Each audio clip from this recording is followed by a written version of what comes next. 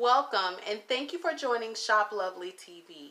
My name is Tara Thomas, owner of To Be Lovely LLC. Now, today I'd like to discuss the process that I went through in order to start my online boutique. If you're interested in starting an online boutique or a business in general, please feel free to stay tuned. Okay, so you have decided to start your own online business or just start a business in general. What do you do next? Well, there's three things that I believe you should consider in this process. First of all, you want to take out some time to do some soul searching. Number two, you want to make sure that you do everything that's needed to be legal. And number three, you want to make sure that you get connected and promote your business or yourself. So, getting into the whole idea of soul searching. What I mean by that, whenever you start a business, you don't just pick a company or a concept out of the air.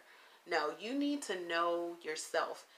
One of the number one things is that you should find something that you're passionate about. So if that's swimming, or if that's some type of extreme sport, or in my case, if it's being a boutique owner, definitely it was something that I was interested in early on in life, and I always knew that I would start a boutique. I just didn't know how that would happen. So, like I said, you need to do some soul searching. Sit down with your computer or sit down with pen and paper, whatever you like. Find a quiet place and really think about what your passion is. What do you enjoy doing that you could do without being paid? And it does sound cliche, but it is the truth that if you start something and you're not truly passionate, it's not a part of your DNA, then you could potentially find yourself getting burnt out and losing interest. So first and foremost, take out the time. It is so worth it. You shouldn't rush into starting a business just without considering these things. Next, and excuse me, I'm looking down at my notes. I want to make sure that I cover everything with you. You want to figure out if your business will be sustainable. And what I mean by that, whenever people start businesses, you notice businesses pop up all the time. And then all of a sudden, whoop, they're gone. Well, why is that? Is it that they couldn't afford the rent for the space? What is it? And so I believe part of the issue may be a lack of research in the beginning. And so you found your passion, you know what you love and enjoy, but you didn't do the research to make sure that everything was sustainable. And so what you want to do is get online, find out who your competitors are, find out what they've done to be successful, and you want to find yourself a niche. Find out what would set you apart from those people. If you sell chicken, what makes your chicken so much better than everyone else? That's when you start to get into your why. Your why. Why are you doing this?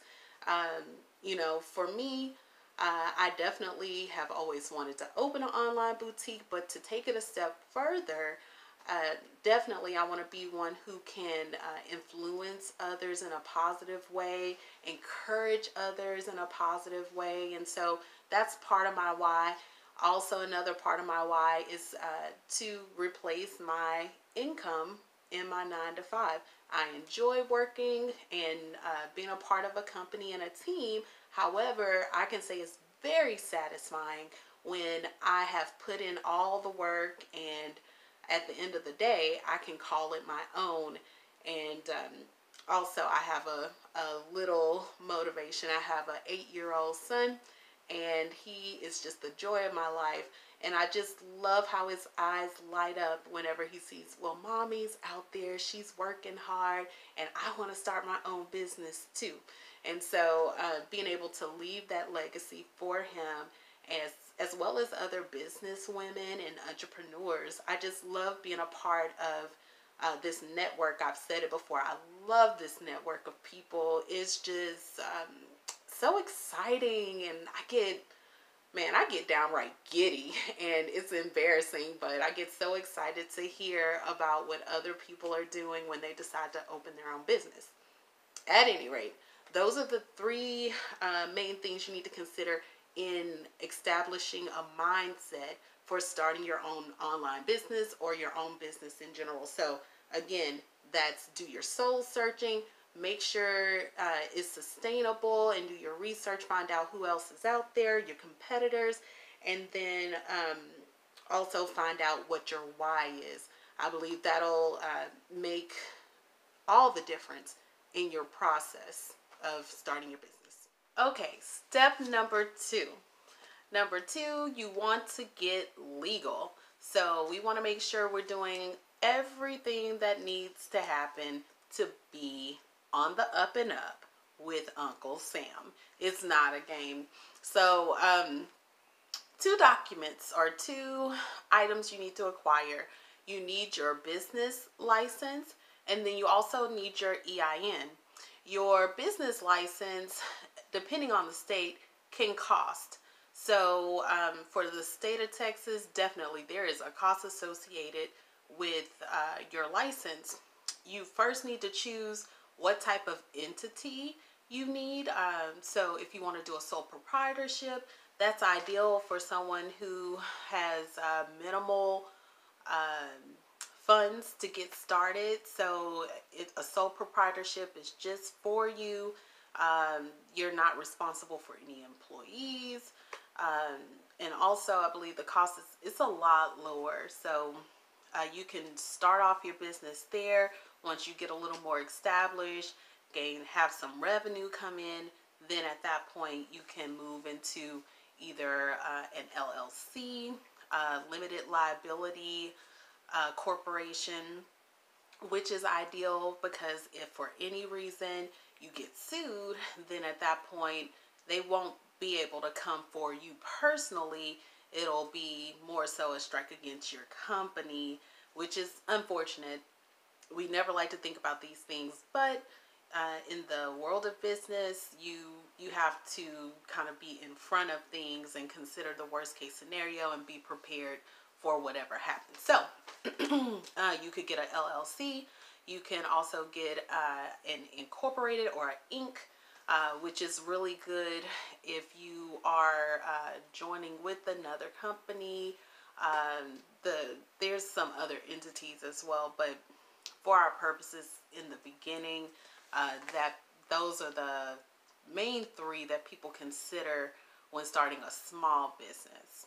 So, the process to get it, you need to go to your Secretary of State. Depending on the state, it may be a little bit more or a little bit less. I have a friend who's in Virginia. I believe she told me hers was free. Of course, you want to double check that because I am not personally in Virginia.